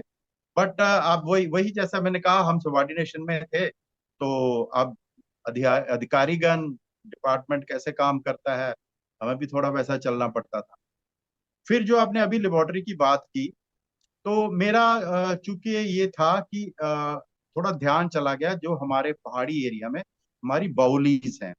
जी, बाउलीज जो है वो किसी की ओनरशिप में नहीं है, वो एक समाज के लिए बोली बनी है, गांव के लिए बोली बनी। तो जैसे घूमते मैंने देखा था बाउलीज को कि पानी लगने की वजह से कुछ स्कल्पचर्स उनके अंदर जो बने हैं, मोरा जिनको बोलते हैं, वो खराब हो रहे हैं। या कुछ हमारे जैसे गांव में भी अब लोगों के घरों में पानी नलके से पहुंचने लगा है, तो उस बोली पे लोग जाते नहीं अब, तो वो गंदी हो रही है, टूट रही हैं। तो मैंने ऐसा सोचा कि बौली पे काम किया। बौली पे काम करने के लिए अब ये पॉसिबल नहीं था कि वो पत्थर उठा के एक आप जम्मू लाएंगे फिर वहां उसको छोड़ने जाएंगे। तो फिर मैंने कहा कि नहीं, कुछ ऐसा किया जाए कि यहाँ जहां पर बौली है वहीं पे काम किया जाए, या यहाँ पर भी आपको कोई छोटा मोटा काम करने को मिलता है वहीं पे काम किया जाए। फिर मेरे पास गाड़ी हालांकि पहले थी, लेकिन फिर मैंने गाड़ी को बदल दिया। बदला इसलिए कि अब मुझे ऐसी गाड़ी चाहिए जिसमें 4-5 लोग भी बैठ सकते हो, सामान भी आ सकता हो। तो फिर मैंने थोड़ा गाड़ी को बदला, और इस तरह से मैं रिटायर भी हुआ था, थोड़े पैसे भी थे, और चलो जी, बना दी एक लेबोरेटरी। और फिर धीरे धीरे मैंने निकलना शुरू किया। अब देखिए, इंडिविजुअल चाहे कोई भी हो, फाइनेंशियली बड़ी बंदिशें रहती हैं, आप हर चीज को लिए काम नहीं कर सकते। आपका अपना एक लिमिटेशन रहता है कि मान लीजिए जैसे मुझे भद्रवाह जाना है, तो कंजर्वेशन तो मैं बाद में करूंगा, पहले तो मुझे गाड़ी में पेट्रोल भी डलवाना है, जाना है, रहना है, खाना है, पीना है। वो तो कोई स्पॉन्सर्ड नहीं है। अच्छा, दूसरा, जो जिसका काम करना है उसको सरकार से कोई मदद नहीं आ रही, इसलिए वो मुझे बोल रहा है। बिल्कुल। अब मैं उसको बोलूं कि तू खर्चा करेगा, तो वो कहता है जी कि खर्चा कुछ करना जी, पैसे दे है नहीं। तो मुझे लगा ये भी एक मुद्दा है। फिर क्या होता है, कंजर्वेशन प्रोजेक्ट में एक्चुअली जो ज्यादा पैसा है वो काम करने वाला आदमी लेता है। जैसे मान लीजिए मैं कोई प्रोजेक्ट करूं, तो मैं अपनी फी लूंगा। अब मुझे तो वो फी लेनी नहीं है, मुझे जाना भी खुद है। अब मुझे थोड़ी सी जो हेल्प चाहिए वहां पर, तो जैसे मैं हूं या मेरे साथ कुछ लोग जुड़े हुए हैं, उनसे थोड़ी बात कर ली, या 4-5 हज़ार रुपये लगेगा तो कर लेंगे इसको। तो इस तरह से हम छोटे छोटे काम करने लगे। फिर क्या हुआ कि बीच में पिछले साल 1.5 साल हम इस काम को नहीं कर पाए, कि एकदम से थोड़ा हमारे पहाड़ों में ना मिलिटेंसी का दौर फिर से शुरू हो गया। ये पिछले 1-2 साल पहले की बात है। तो अब मुश्किल होता है कि घर वाले भी कभी मना करते हैं, कभी इंसान खुद भी सोचता है। आप यकीन करेंगे, बदनौता में जब मिलिटेंटों का अटैक हुआ था आर्मी कॉन्वॉय पे, मैं कुछ दिन पहले ही वहां से गुजरा था। तो अब घर आके तो इंसान सोचता है फिर। बिल्कुल। तो फिर घर वालों को जब बोले कि मैं वहां जा रहा हूँ, वहां जा रहा हूँ, कई कई जगह ऐसी हैं सर, मैं ऐसी जगह पर गया हूँ, वहां ना बिजली है, ना पानी है, ना सड़क है, ना नेटवर्क है, और आपको रोटी भी नहीं मिल सकती। तो खैर वो हम कुछ इंतजाम कर लेते हैं, बट घर वाले तो परेशान होते हैं ना कि कहाँ पर है, कौन बिल्कुल। सी दुनिया में चले गए हैं। जी। ऐसे ही एक जगह थी मोंगरी में, उसका उस जगह का नाम है परंड खलाड़। जी। बड़ी नायाब जगह है। तो हमारे आर्कियोलॉजिकली जो वेल्थ है, हमारे आर्कियोलॉजिकली जो हमारे रिमेन्स हैं, वो इतने बिखरे हुए हैं हमारे फील्ड में, कि अगर आप उनको जाके देखें तो आप प्राइड तो एक आएगी कि हमारे पास आर्कियोलॉजिकली इतनी वेल्थ है, लेकिन फिर एक मायूसी आती है कि ये कौन बचाएगा इसको, कब बचेंगे। वो तो शुक्र करो कि उनका मटेरियल ऐसा है, जैसे कोई मान लीजिए मिट्टी का है या पत्थर का है, तो वो सैकड़ों सालों से बचा हुआ है। अगर वो किसी और मटेरियल का हो, वो जैसे लकड़ी का कोई ऑब्जेक्ट है, वो तो सड़ जाएगा। सही हो जाए, बिल्कुल। जी। जी। कृपाल जी, अगर जम्मू के हर स्कूल और कॉलेज के स्टूडेंट्स के लिए आपने कंपलसरी हेरिटेज वॉक को डिजाइन करना हो, तो आप उन्हें क्या जरूर दिखाना और समझाना चाहेंगे? देखिए, मैं उनको मुबारक मंडी में ही हेरिटेज वॉक करवाना चाहूंगा। उसकी दो वजह हैं।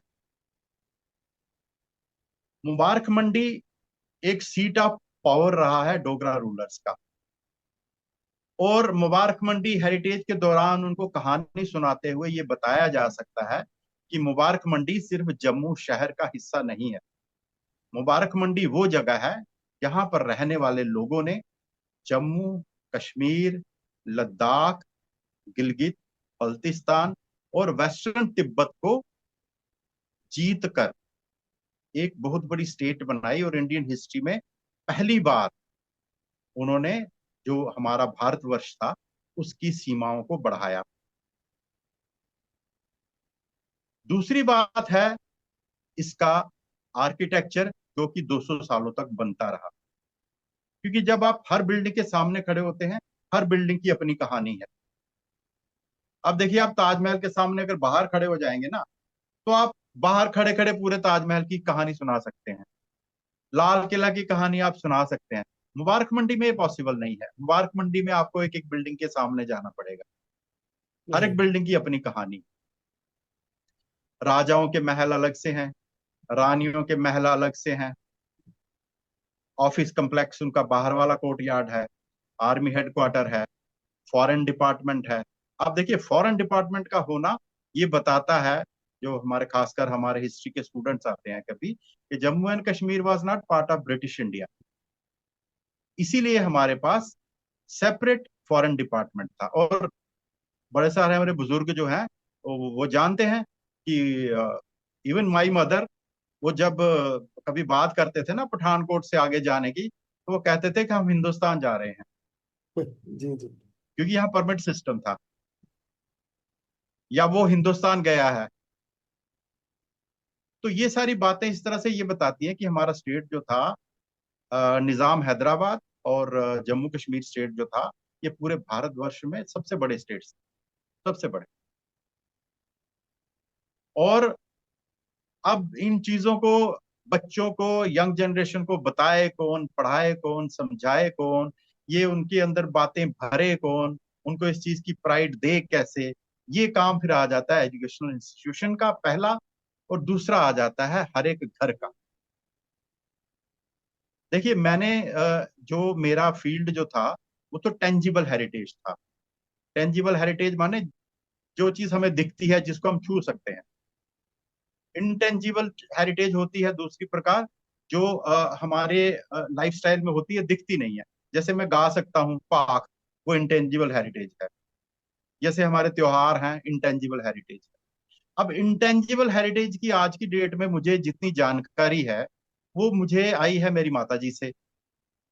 बचपन में चूंकि मेरी माता जी पहाड़ की रहने वाली भी थी और पुराना समय भी था, उन दिनों लोग वो सारी चीजें ऑब्जर्व करते थे। आज कास्ती है, आज बच्छ दुआ है, आज ग्रहण लगना, आज ये होना, आज जो होना, सारी चीजें होती थी। वो जो भी उन दिनों वो करते थे, तो सब हम नोट करते थे। जैसे हमारा घर कच्चा था, तो वो जब वो गोबर लीपते थे, गोबर लीपने जब गोबर लीपते थे, तो हमें पता होता था कि अंदर नहीं जाना है।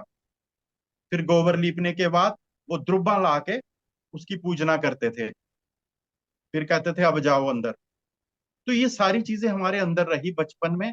फिर जब मैं इस डिपार्टमेंट में भी गया, तो मेरे लिए थोड़ा ये आसान ये हुआ कि मैं बड़ी चीजों को जोड़ पाया, बच्चों को बता पाया, समझा पाया। क्योंकि मेरे पास बड़ी सारा कुछ ऐसी जानकारी थी जो बुकिश नहीं थी, या सुनी सुनाई नहीं थी। मैंने देखा था, मैंने गांव में लड़कियों को रुटराड़े करते हुए देखा था। अभी कल ही वो रुटराड़े का त्योहार खत्म हुआ है हमारा, वो मैंने करते हुए देखा था। और एक छोटा सा शौक मुझे बचपन में और जो हो गया था, जो खर्चीला था, वो था फोटोग्राफी का।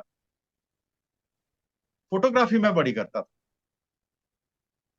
तो पता नहीं, कुछ प्रभु इच्छा भी होती है कि वो आपको कुछ बनाना चाहते हैं, वो डेस्टिनी एक आपकी बनी होती है। वरना अ, आज के पॉडकास्ट से हटके भी बड़ी सारी ऐसी बातें हैं कि मैं कहाँ कहाँ से कैसे कैसे गुजरा हूँ और क्या क्या किया है मैंने।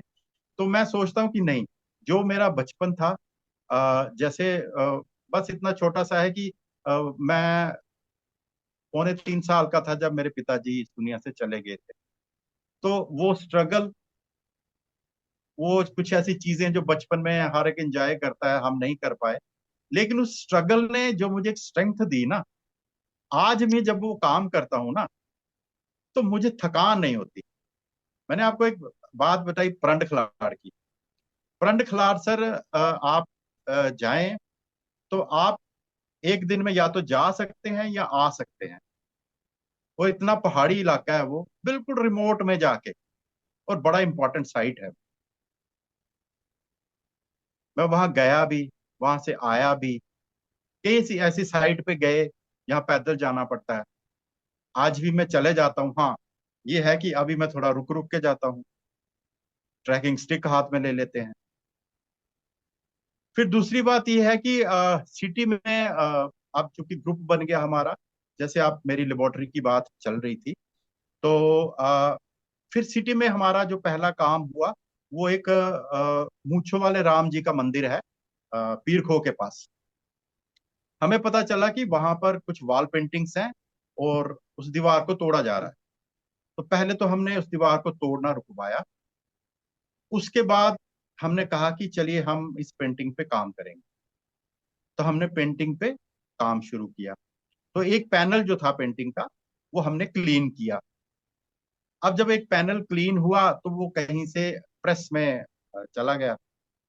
तो फिर कुछ दिनों के बाद वहां पर सरकारी तंत्र से जुड़े हुए लोग आ गए कि ये तो प्राइवेट साइट नहीं है, ये हमारी लिस्टिंग में है, तो आप कैसे काम कर सकते हैं यहाँ पर। हमने कहा जी हमने काम नहीं करना है, हम पेंटिंग बचाना चाहते हैं, तो आप बचाइए इसको। तो उन्होंने कहा कि हम काम करेंगे। अब 1.5 साल हो गया है। वो हमने उसका प्लान किया था, वो कोई 35 दिन का काम था, तो अभी 1.5 साल हो गया है। अब होता है क्या है, एज ए कॉन्जर्वेटर, क्योंकि प्रोफेशनली मैं कॉन्जर्वेटर हूँ, जैसे डॉक्टर साहब इस चीज को अच्छी तरह से समझेंगे कि डॉक्टर जब किसी पेशेंट को देखता है ना कि मैं यार इसको बचा सकता हूँ, लेकिन वहां पर उस समय जो डॉक्टर ऑन ड्यूटी है वो अपने हिसाब से ट्रीटमेंट कर रहा है, तो वो जो दूसरा डॉक्टर है ना जिसको पता है पेशेंट बच सकता है, वो अंदर से कितना मायूस दुखी महसूस करता होगा। तो मैं बेसिकली मैं कोई एडमिनिस्ट्रेटर नहीं हूँ, मैं एक प्रोफेशनल कंजर्वेटर हूँ, या हेरिटेज का डॉक्टर आप बोल सकते हैं। तो मैं जब ऐसी चीजों को देखता हूँ ना, मैं यार इसको तो हम बचा सकते हैं। अब मजबूरी ये है हमारी कि हम प्राइवेट इंडिविजुअल हैं। अब आपकी अगर कोई पर्सनल चीज हो आप मुझे दे सकते हैं कि कृपाल जी इसको थोड़ा ठीक कर दीजिए, लेकिन अब किसी मंदिर में कोई चीज है या किसी पैलेस में कोई चीज है, तो वहां हम ऐसे काम तो कर सकते हैं, लेकिन अगर सरकार की तरफ से मनाही हो जाए तो फिर हम काम नहीं कर सकते। अब जैसे फिर उसके बाद हम चले गए RS पुरा में, एक मूलेचक टेम्पल है, वहां पर कुछ प्रॉब्लम है, वहां पर भी वॉल पेंटिंग्स है। तो वहां पर हम काम शुरू करना चाहते हैं, लेकिन वहां पर जो प्रॉब्लम है वो मैं अपनी लाइफ में पहली बार प्रॉब्लम देख रहा हूँ, क्योंकि उन्होंने वहां उसका जो रिपेयर किया है उस पर काफी सारा सीमेंट के छींटे आ गए हैं उसके ऊपर, और उसको रिपेयर किए हुए 25 साल हो गए हैं। तो कंजर्वेशन के ऊपर हम कभी बात कर सकते हैं कि कंजर्वेशन फील्ड होता क्या है। तो बेसिकली हमारा ये होता है कि आप काम कर सकते हैं तो ठीक है, वरना साइट को हाथ भी मत लगाइए, आप वहां जाके अपनी कलाकारी मत दिखाइए।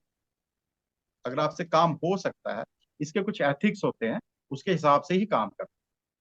तो हम 3-4 बार गए, मैं है, हमारे एक कोतवाल साहब है, उनके साथ हम गए हैं। हमने जो टेस्टिंग उसकी हो सकती है वो की है, फिर दोबारा भी करेंगे हम, लेकिन उसके ऊपर बहुत ज्यादा सीमेंट है। और मैंने जहां भी वॉल पेंटिंग पे काम किया, मैं आपको बता देना चाहता हूँ, जैसे मदुरई में मीनाक्षी अम्मन टेम्पल है, जी। वहां पे मैंने वॉल पेंटिंग पे काम किया हुआ है। और लखनऊ में एक नगीने वाली बिरादरी है, वहां पर उमराव जान मूवी की शूटिंग हुई है, वहां पर हमने काम किया है। इसी तरह से मदन मोहन पैलेस है जो मैसूर में है, वहां पे हमने काम किया है। तो हर जगह हमने काम किया है, अल्मोड़ा म्यूजियम में काम किया है, फिर हमने नॉर्थ ईस्ट में शिलोंग में काम किया है। तो काम हमने हर जगह किया है, लेकिन उन लोगों ने बुलाया, हमें ऑब्जेक्ट दिए और हमने काम किया। यहाँ बस यही बंदिश है। बट ये है कि ये जो सीमेंट वाली प्रॉब्लम है, ये मैं लाइफ में पहली बार देख रहा हूँ। और हम कभी भी कंजर्वेशन में जोर जबरदस्ती नहीं करते। जो एथिक्स हैं, जो कोई केमिकल्स ऑलरेडी टेस्टेड हैं, वही अप्लाई होंगे, या फिर आप अपने प्रोफेशनल सर्कल में डिस्कस कीजिए उसको। अब चूंकि मेरा जो अपना एक सर्कल है थोड़ा सा बाहर, जो हमारे टीचर्स वगैरह रहे हैं उनसे हमारी बात होती है, ये जो सीमेंट वाली प्रॉब्लम है, ये कहते हैं यार ये हम भी पहली बार सुन रहे हैं कि सीमेंट, वो भी इतना सीमेंट की, मतलब जब उन्होंने काम किया ना, उन्होंने पेंटिंग वेंटिंग को ढका नहीं, ओ। तो पूरा सीमेंट से भरा। बट हम उस पर काम करेंगे, आज नहीं तो कल करेंगे, क्योंकि वो एक ऐसी साइट है जो उसके साइड टेम्पल के मालिक हैं वो भी चाहते हैं इस पे काम हो जाए, तो उस पे हम काम करेंगे। लेकिन जैसा मैंने आपको कहा कि कंजर्वेशन का फील्ड भी वैसा ही है जैसे डॉक्टरी का पेशा है। आपको ऑब्जेक्ट को नोट करना है, उसकी कंडीशन देखनी है, को प्रॉब्लम क्या है, उसका आप क्या इलाज सोच सकते हैं, फिर उसकी टेस्टिंग होगी। फिर अगर आपका टेस्ट जो है वो सक्सेसफुल रहेगा, उसके बाद भी उसको थोड़े दिन छोड़ देना है कि 10 दिन के बाद इसकी क्या कंडीशन होगी। तो कंजर्वेशन अपने आप में एक पूरा फील्ड है जिसमें बड़े तरीके के साथ काम होता है। तो वो काम हम करते रहते हैं। हमारी जो लेबोरेटरी है, मोबाइल लेबोरेटरी, वो बनी ही इसीलिए है जहाँ फील्ड में हमारी, अब ये हाँ हमारी लिमिटेशन जरूर है क्योंकि हम बड़े बजट के काम नहीं कर सकते हैं, लेकिन जहाँ पर भी हमारा विद इन हमारी लिमिट काम होता है वो हम कर देते बहुत हैं। जी। बढ़िया कृपाल जी। और अब हम अपने पॉडकास्ट के अंतिम चरण में आ गए, और मैं वैसे भी आपके थ्रू अपने जो व्यूअर्स हैं उनको ये कहना चाहता हूँ कि अगर आपके घर के आसपास ऐसी कोई बॉली है, आपके घर के आसपास ऐसी कोई हेरिटेज की है, मोहरें पड़ी हुई हैं जिसके बारे में आप सोच तो रहे हैं लेकिन आप किसी से कांटेक्ट नहीं कर पा रहे हैं, मेरे लिए तो कृपाल जी फोन अ फ्रेंड है। मैं पंचेरी रिसेंटली गया था, तो वहां पे मैंने बॉली के आसपास चीजें देखी। मैंने सर को मैसेज डाला कि ये मुझे बताएंगे कि ये डिपिक्शन क्या दे रही हैं, बिकॉज कुछ अलग तरीके के जीव जंतु उसमें बने हुए थे। तो आप सर को कांटेक्ट कर सकते हैं। कोई भी आपकी ऐसी क्वेरी हो जिससे कि ये ना हो कि आप देखते देखते आपके वो जगह खत्म हो जाए और बाद में हम यही सोचते रहे कि काश जी। अगर इसको हमने कंजर्व करा लिया होता तो आगे आने वाली पीढ़ियां इसको देख सकती थी। कृपाल जी, अब आपका ये जो सफर रहा पूरा हेरिटेज का, आपका सफर प्रोफाइलिंग का, क्योंकि जिस तरीके से आपने मुबारक मंडी की पूरी प्रोफाइलिंग की है, हर एक ड्योढ़ी की, हर एक महल की, वो हम सब के लिए एक बहुत ही मोटिवेटिंग रहती है। जिस तरीके से आप आज भी कभी भी अगर आपको ये मौका मिलता है कि किसी को हेरिटेज वॉक करानी है, तो आपको लगता है कि ये जो ज्ञान है ये सीमित नहीं रहना चाहिए, काफी लोगों तक फैलना चाहिए। ये जो भावना है ये आपको बहुत ही भिन्न बनाती है बाकी, मैं तो ये कहना चाहता हूँ 100% जम्मू से। और यही आप इसी तरीके से आप हमें गाइड करते रहिए। आप हमें हिस्ट्री के उन पहलुओं के बारे में बताते रहिए जो शायद समय के गर्त में कहीं दब चुके हैं। जैसे मियाँ मोटा को आज हमने बहुत डिटेल से डिस्कस किया। कई लोग होंगे उन्होंने कभी नाम भी नहीं सुना होगा, शायद ये एक माध्यम बने आपकी, आज उस बारे में लोग जान पाएंगे कि वो कौन थे और उनकी कितनी कंट्रीब्यूशन थी जम्मू के लिए। मैं फिर से तहे दिल से कृपाल जी आपका शुक्रिया करता हूँ कि आपने समय निकाला और इतनी डिटेल से जो ये क्लियर कट दिखाता है कि मुबारक मंडी की हर ईंट में आपका हाथ जरूर लगा हुआ है। और तभी लोग आपको प्यार से मंडी का राजा भी कहते हैं, क्योंकि वो आपकी अपनी जगह है और जिस तरीके से आप उस जगह को जानते हैं शायद कोई और ही जानता हो। तो इसके साथ ही मैं डॉक्टर विकास को हैंड ओवर करता हूँ वोट ऑफ थैंक्स के लिए, कि आज के हमारे जो विशिष्ट मेहमान श्री कृपाल जी हैं जिन्होंने इतना हमें समय दिया, उनके लिए वोट ऑफ थैंक्स करें। कृपाल जी, फ्रॉम तवी टेल्स और मेरे पर्सनली मेरी तरफ से आपका आना आज के मेरे लिए बहुत पर्सनल लेवल पे बहुत मोटिवेटिंग रहा, और डॉक्टर विकास के लिए, व्यूअर्स के लिए तो जरूर रहेगा। Thank you Kripal ji. Thank you जी। डॉक्टर विकास। तो मैं इससे पहले कि वोट ऑफ थैंक्स फॉर्मली शुरू करूं, मैं यहाँ से अपने प्लेटफॉर्म से सरकार से अपील करना चाहूंगा कि सरकार के पास बहुत सी पावर्स होती हैं और कंजर्वेशन ऑफ मुबारक मंडी बात हर कोई करता है और सरकार का प्रोजेक्ट भी है और हर जम्मू वासी, हर डोगरे की ये एक दिल की और रूह की आवाज है कि हमारा जो हेरिटेज है, मुबारक मंडी है, ये कंजर्व होना चाहिए, इस पे कार्य होना चाहिए। अखबारों में खबरें आती हैं, आज ये हो गया, कल वो हो गया, परसों ये हो गया। मैं यहाँ से कहना चाहूंगा कि एक एक सिपा सालार, एक सिपाही जो दिल से इस प्रोजेक्ट से जुड़ा है और अपने लेवल पे इतने एफर्ट्स कर रहा है, क्या सरकार किसी तरीके से उनके इस जुनून को, उनके इस एफर्ट को यूटिलाइज नहीं कर सकती? बहुत से हमने देखे हैं फॉर्मर ब्यूरोक्रेट्स जो हैं, फॉर्मर जजेस हैं, उनको यूटिलाइज किया जाता है उनके एक्सपीरियंस को कि आपका जी ये एक्सपीरियंस हमारा आज काम आ सकता है। आप एक ऐसी कमेटी बन गई, आप ऐसा फोरम बन गया जो उस कार्य में लग जाते हैं। तो मैं यहाँ से अपील करना चाहूंगा अपनी सरकार को, एलजी एडमिनिस्ट्रेशन को, अपनी जे.एंड.के गवर्नमेंट को, कि हम सब चाहते हैं कि कंजर्वेशन हो मुबारक मंडी की। और हमारे पास कृपाल जी जैसे लोग हैं जिन्होंने पूरी उम्र इसको दे दी है।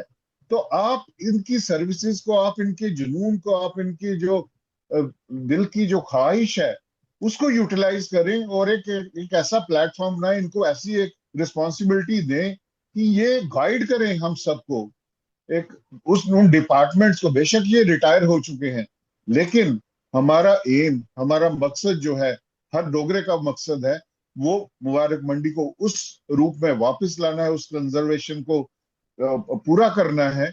जो हमारा इतिहास जो दब चुका है, जो खत्म होने के कगार पे, उसको रिस्टोर करना है।